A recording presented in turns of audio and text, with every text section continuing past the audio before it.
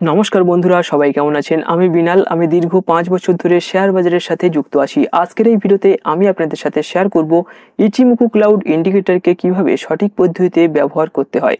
Ichimoku cloud এমনই একটি indicator যেটি ব্যবহার করে আপনি একসাথে 3টি কনফার্মেশন পেয়ে যাবেন। তো নর্মালি আমরা যে সমস্ত ইন্ডিকেটরগুলোকে ব্যবহার করি সেখানে কিন্তু আমরা একটি করে কনফার্মেশন পেয়ে থাকি, কিন্তু ইচিমোকু ক্লাউড এমনই একটি ইন্ডিকেটর যেটি আপনাকে একটি ইন্ডিকেটরের মধ্যেই 3টে কনফার্মেশন সে কিন্তু দিয়ে থাকে। তো এখানে কিন্তু আপনার অ্যাকুরেসি লেভেলটা আরও বেশি ইনক্রিজ হয়ে যাবে। তো এটিকে যদি আপনি সঠিকভাবে ব্যবহার করা শিখে যান, তো এটিকে ব্যবহার করে কিভাবে একটি স্টকের ভিতরে বাইং করতে হয়, কিভাবে সেলিং করতে হয়, সব কিছু আজকের এই ভিডিওতে আমরা ইন ডিটেলসে আলোচনা করব। তো আসুন দেরি না করে আজকের ভিডিওটি শুরু করি। তো আমি এখানে ল্যাপটপের ডিসপ্লের উপরে চলে এসেছি। তো এখানে চার্টে যে ইন্ডিকেটরটি এখানে অ্যাপ্লাই করা রয়েছে এটাকেই কিন্তু বলা হয় ইচিমোকু ক্লাউড। তো এটিকে কিন্তু দেখতেই ভয়ঙ্কর, এটিকে ব্যবহার করা খুবই সোজা। যখন আমি আপনাদেরকে বলে দেবো কিভাবে এটিকে ব্যবহার করতে হয়, তারপরে দেখবেন যে আপনি খুবই সহজে এটির মাধ্যমে স্টকের ভিতরে বাইং সেলিং অপরচুনিটি নিজেই খুঁজে বার করতে পারছেন। তো দেখুন, এটিকে ব্যবহার করার জন্য প্রথমে আপনাকে tradingview.com এর উপরে আসতে হবে, অথবা আপনার কাছে যে ব্রোকার ফার্ম রয়েছে সেটিতেও কিন্তু আপনি ইজিলি এটাকে পেয়ে যাবেন। জিরোদা হতে পারে, গ্রো হতে পারে। আর আপনি যদি বাংলাদেশ থেকে দেখে থাকেন তো আপনাদের ব্রোকারের ভিতরেও পেয়ে যাবেন, অথবা আপনি tradingview.com এর উপরেও এসে কিন্তু এখানে চেক করতে পারেন। তো প্রথমে আমি একটি স্টক এখানে র্যান্ডমলি সিলেক্ট করে নিয়েছি। তো স্টকটির নাম হচ্ছে রিলায়েন্স ইন্ডাস্ট্রি। তো আপনার পছন্দ মতন স্টককে কিন্তু আপনি এখানে প্রথমে সিলেক্ট করে নেবেন। তারপর কি করতে হবে, তারপর এখানে ইন্ডিকেটর বলে দেখুন একটা অপশন রয়েছে। তো ইন্ডিকেটরের উপরে যখনই আপনি ক্লিক করবেন আপনার সামনে সার্চ বার চলে আসবে। তো সার্চ বারে গিয়ে আপনাকে সার্চ করতে হবে ইচিমোকু ক্লাউড। তো যখনই আপনি ইচিমোকু ক্লাউড সার্চ করবেন আপনি দেখতে পাবেন যে নিচের দিকে কিন্তু আরও অনেক ধরনের ইন্ডিকেটর আসবে, তার আগেও কিন্তু ইচিমোকু এভাবে লেখা রয়েছে। তো এগুলোকে কিন্তু ইউজ করলে হবে না। একদম প্রথমে যেটা লেখা রয়েছে এটা সবার কাছেই রয়েছে, মানে সব জায়গাতে অ্যাভেলেবেল, যেটা সেটা এইটা Ichimoku cloud, only Ichimoku cloud যেটা লেখা রয়েছে এটার উপরেই কিন্তু ক্লিক করতে হবে। অন্যগুলো যেন ভুল করেও ক্লিক করবেন না, ওগুলো কিন্তু আলাদা আলাদা ব্যাপার রয়েছে। তো এটাকে ক্লিক করবেন। তো এটাকে ক্লিক করার পর আপনার সামনে কিন্তু এমন একটা ইন্টারফেস চলে আসবে। আপনি যে স্টকের উপরে দেখতে চাইছেন সেখানে কিন্তু এটা এইভাবে অ্যাপ্লাই হয়ে যাবে। তো এবার এই লাইনগুলোকে কোনটাকে কি বলে সবকিছু আমরা জানবো, তারপরে কিন্তু আমরা শিখবো কিভাবে এটাকে ইউজ করতে হয়। লাইনগুলোর নাম যদি আপনি না জানেন সেক্ষেত্রে কিন্তু আপনার বুঝতে একটু অসুবিধা হবে। তো এই লাইনগুলোর থিকনেস কিন্তু আপনি বাড়ানো কমানো করতে পারেন চাইলে, যদি আপনার মানে এখানে দেখতে অসুবিধা হচ্ছে। তো এখানে সেটিং এর উপরে আসবেন, লেফট সাইডে ক্লিক করবেন, এখানে সেটিং একটা আইকন পাবেন, আইকনের উপরে ক্লিক করবেন, স্টাইলে চলে আসবেন। তো দেখবেন এখানে কিন্তু এর লাইনগুলো রয়েছে। তো এই লাইনের থিকনেস কিন্তু আপনি এখান থেকে চাইলে বাড়ানো কমানো করতে পারবেন। তো এখানে দেখুন আমি 3টে লাইনের থিকনেসটাকে একটু বাড়িয়ে দেবো যাতে আপনাদের বোঝার একটু সুবিধা হয়। তো এখানে লাইনগুলো এইভাবে আপনি বাড়ানো কমানো করতে পারবেন। এখানে ইনপুটস ভিজিবিলিটি এখানে কিছুই করার দরকার নেই, লাইনগুলো বাড়ানো কমানো করে এখানে কিন্তু ওকের পরে সিম্পলি একটা ক্লিক করে দেবেন। তো ওকের পর ক্লিক করার পর আপনি দেখতে পাবেন যে থিকনেসগুলো কিন্তু এখানে এবার বেড়ে গিয়েছে। তো এবার কোনটাকে কিভাবে ইউজ করতে হয় সেটাকে আমরা জানবো। তার আগে আমরা এই লাইনগুলোর নাম আগে জানবো, যে কোন লাইনটাকে কি বলে। সেগুলোর নাম যদি আমরা না জানি তাহলে কিন্তু আমরা এটাকে সঠিক পদ্ধতিতে ইউজ করতে পারবো না। তো প্রথম যে লাইনটা আপনি দেখছেন এখানে, এটা হচ্ছে কি কালারের লাইন রয়েছে, এটা হচ্ছে একটা গ্রিন কালারের হালকা গ্রাস কালারের লাইন রয়েছে।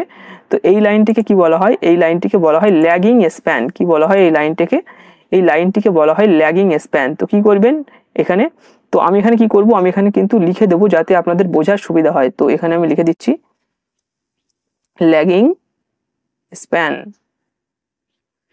তো এই লাইনটাকে বলা হয় ল্যাগিং স্প্যান। নেক্সট যে লাইনটা আমরা এখানে দেখতে পাচ্ছি, কনফিউশন যেগুলো হয় সবার, এখানে দেখুন একটা ব্লু কালারের হালকা ব্লু কালারের লাইন আমরা লক্ষ্য করছি। তো এই ব্লু কালারের লাইনটিকে আমরা কি বলি, এটাকে আমরা বলি কনভার্জন লাইন।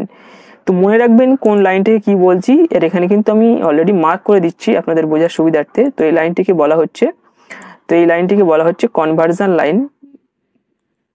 তো এখানে লিখে দেবো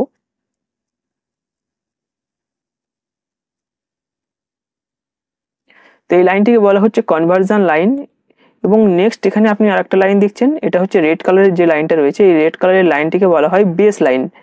তো এটাও লিখে দেবো যে বেস লাইন, এটার নাম হচ্ছে বেস লাইন।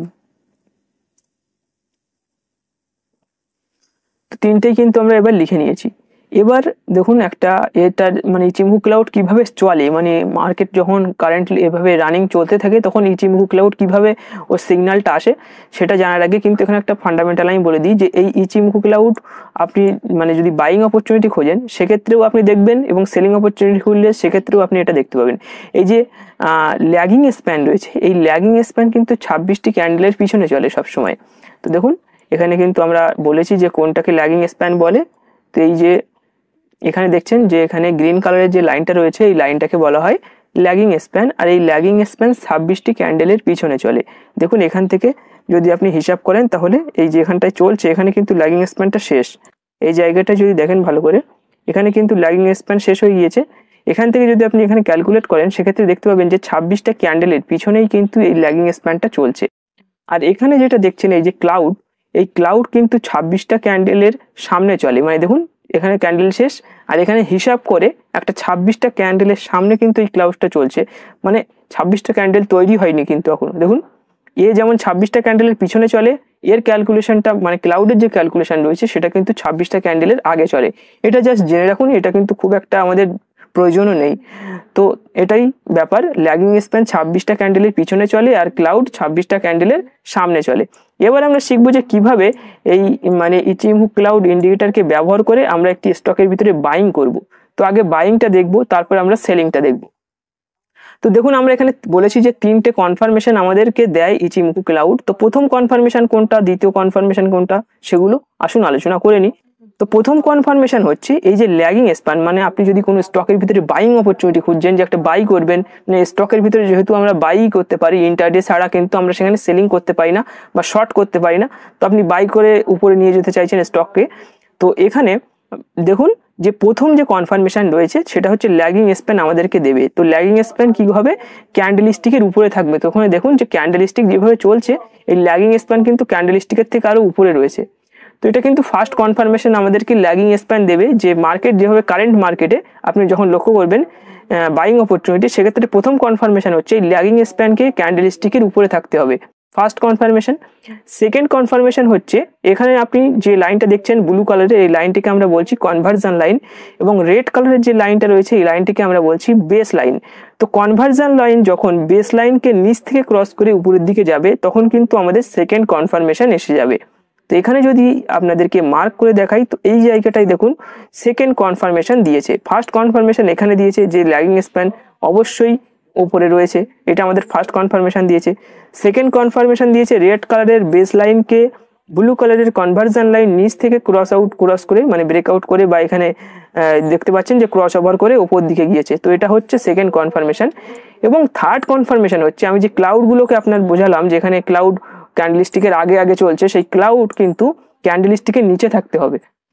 তো আমি আরেকবার বলে দিই, ল্যাগিং স্প্যানকে কোন স্টকের ভিতরে বাইং অপরচুনিটি খুঁজলে ল্যাগিং স্প্যানকে ফার্স্ট ক্রাইটেরিয়া যেটা রয়েছে সেটা হচ্ছে ক্যান্ডেলস্টিকের উপরে থাকতে হবে ল্যাগিং স্প্যান। সেকেন্ড কনফার্মেশন হচ্ছে বেস লাইন যেটা রয়েছে, বেস লাইনকে কনভার্জন লাইন নিচ থেকে ক্রস করে উপরের দিকে যাবে, সেকেন্ড কনফার্মেশন। থার্ড কনফার্মেশন হচ্ছে ক্লাউড, এই যে ক্লাউড রয়েছে এই ক্লাউডগুলো ক্যান্ডেলস্টিকের নিচে থাকবে। তো এই 3টে কনফার্মেশনকে কিন্তু আমাদেরকে দেখতে হবে বাইং অপরচুনিটি যদি এখানে আপনি খোঁজেন। তো দেখুন এই জায়গাটাই কিন্তু বাইং অপরচুনিটি এসছে। তারপর দেখুন এখান থেকে স্টকটির প্রাইস সোজা উপরের দিকে চলে গিয়েছে। তো এখানে কিন্তু বাইং অপরচুনিটি দিয়েছে। তো এইভাবে কিন্তু আপনি স্টকের ভিতরে বাইং অপরচুনিটি খুঁজতে পারেন। তাহলে সেলিং অপরচুনিটি কিভাবে খুঁজবেন, ঠিক এটার উল্টো হবে সেলিং অপরচুনিটি। কিভাবে আসুন এখানে দেখে নিই, এখানে কিন্তু একটা সেলিং অপরচুনিটি দিয়েছে। তো দেখুন এখানে তখন আমি বলেছিলাম যে ল্যাগিং স্প্যানকে ক্যান্ডেলস্টিকের উপরে থাকতে হবে বাইং এর সময়, ঠিক তার উল্টো কিন্তু এই জায়গাটাই হবে। এই যে ল্যাগিং স্প্যান এটাকে কিন্তু ক্যান্ডেলস্টিকের নিচে থাকতে হবে। কোনো একটি স্টক ছেড়ে আপনি বেরিয়ে যেতে চাইছেন বা শর্ট করতে চাইছেন ইন্টারডেতে, সেক্ষেত্রে কি হবে, ল্যাগিং স্প্যানকে ক্যান্ডেলস্টিকের নিচে থাকতে হবে, এটা আমাদের ফার্স্ট কনফার্মেশন। সেকেন্ড কনফার্মেশন হচ্ছে বেস লাইনকে কনভার্জন লাইন উপর থেকে ক্রস করে নিচের দিকে আসবে। তখন কি হচ্ছিল, নিচ থেকে ক্রস করে উপরে যাচ্ছিল, বেস লাইন যেটা ছিল সেই বেস লাইনকে নিচ থেকে ক্রস করে উপরে যাচ্ছিল কনভার্জন লাইন, ঠিক তার উল্টো এখানে হবে বেস লাইনকে উপর থেকে ক্রস করে নিচের দিকে আসবে, এখানে হচ্ছে কনভার্জন লাইন। এখানেও মার্ক করে দেখিয়ে দেবো, এই জায়গাটায় কিন্তু এমন একটা কেস এখানে হয়েছে। তো এখানে আপনি দেখতে পাচ্ছেন যে এখানে বেস লাইনকে কিন্তু কনভার্জন লাইন উপর থেকে ক্রস করে নিচে এসছে, এখানে দ্বিতীয় কনফার্মেশন, আর ফার্স্ট কনফার্মেশন তো এখানে পেয়ে গিয়েছি, ল্যাগিং স্প্যান ক্যান্ডেলস্টিকের নিচে চলে এসছে। এবং থার্ড কনফার্মেশন কি, থার্ড কনফার্মেশন যেটা হচ্ছে সেটা হচ্ছে ক্লাউড ক্যান্ডেলস্টিকের উপরে চলে আসবে। বাইং এর ক্ষেত্রে কি দেখেছিলাম, ক্লাউড ক্যান্ডেলস্টিকের নিচে ছিল, আর এখানে কি হয়েছে, সেলিং এর ক্ষেত্রে ক্লাউড ক্যান্ডেলস্টিকের উপরে চলে আসবে। তো এখানে আপনি দেখতে পাচ্ছেন ক্যান্ডেলস্টিক এখানে চলছে, ক্লাউড কিন্তু এর উপরে চলছে। তো এখানেই কিন্তু আমরা বুঝে গিয়েছি যে এখানে কিন্তু আমাদের একটা সেলিং সিগন্যাল দিয়েছে ইচিমোকু ক্লাউড, এবং এখান থেকে দেখুন স্টকের প্রাইস ধীরে ধীরে নিচের দিকে চলে এসছে। তো এভাবেই কিন্তু আপনি খুবই সহজে ইচিমোকু ক্লাউড এই ইন্ডিকেটরকে ব্যবহার করে একটি স্টকের ভিতরে বাইং এবং সেলিং অপরচুনিটি খুঁজতে পারেন। তো এটিকে আপনি ইন্টারডে হিসাবেও করতে পারেন, বা আপনি সুইং ট্রেডের ক্ষেত্রেও কিন্তু আপনি করতে পারেন। আর একটা জিনিস বলে দিই, মার্কেট যখন কনসলিডেশন লেভেলে চলে আসে সেক্ষেত্রে কিন্তু কোনো ইন্ডিকেটরই কিন্তু কাজ করে না। কনসলিডেশন কি, কনসলিডেশন মানে হচ্ছে মার্কেটে যে স্টকটি দেখছেন আপনি, সেই স্টকটির প্রাইস যখন একটা নির্দিষ্ট রেঞ্জের ভিতরে বা খুব একটা সংকীর্ণ বা ন্যারো লাইনের ভিতরে বারবার ওঠানামা করছে, সেক্ষেত্রে কিন্তু ওটা কাজ করবে না। যখন ওই লাইনটাকে ব্রেক করে আবার স্টকটি উপরে যাবে কিংবা নিচে যাবে, তারপর যখন আবার নর্মাল কন্ডিশনে ফিরে আসবে মার্কেট, সেক্ষেত্রেই কিন্তু সব ইন্ডিকেটারই আবার কাজ করা শুরু করবে। মার্কেট যখন রেঞ্জের ভিতরে ফেসে যায় সেক্ষেত্রে কিন্তু কোনো ধরনের ইন্ডিকেটারই আর কাজ করে না। সেটাকে কিন্তু ভেবে চিন্তে আপনাদেরকে ইন্ডিকেটার বেস ট্রেডিং করতে হবে। তো আশা করি আপনি বুঝে গিয়েছেন যে কিভাবে টেকনিক্যালি ইচিমোকু ক্লাউড ইন্ডিকেটরকে ব্যবহার করতে হয়। তো আপনি যদি না বুঝতে পারেন ভিডিওটি আবার আপনি রিপিট করে দেখতে পারেন, অথবা কমেন্ট বক্সে কমেন্ট করতে পারেন, আমি কিন্তু সেখানে রিপ্লাই করে দেবো।